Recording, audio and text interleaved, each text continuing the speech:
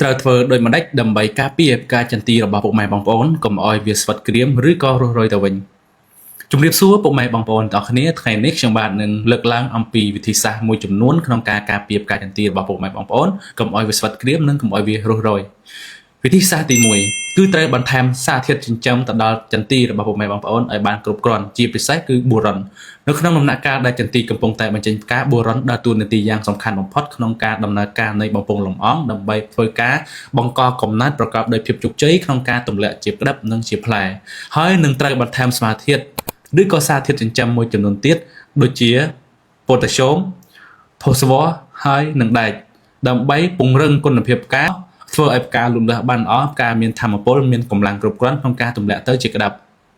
ទី2ត្រូវការពារចន្ទទីពុកម៉ែបងប្អូនពីសត្វល្អិតមួយចំនួនដូចជាស្រឹងទ្រីបមូសតែ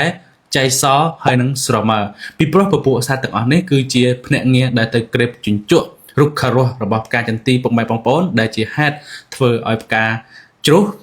ឬក៏ក្តាប់មិនកាន់ឬក៏កញ្ចុំផ្កាទៅជាពណ៌ខ្មៅដែលវាវិវត្តទៅជាជំងឺផ្សិតទី3បរិស្ថាននិងការគ្រប់គ្រងទឹកភាពតានតឹងដោយសារបរិស្ថានក៏ធ្វើឲ្យផ្កាចន្ទទីជ្រុះដែរ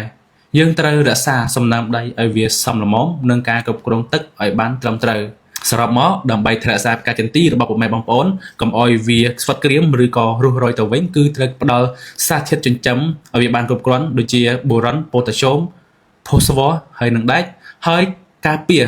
ពីសត្វល្អិតនិងជំងឺ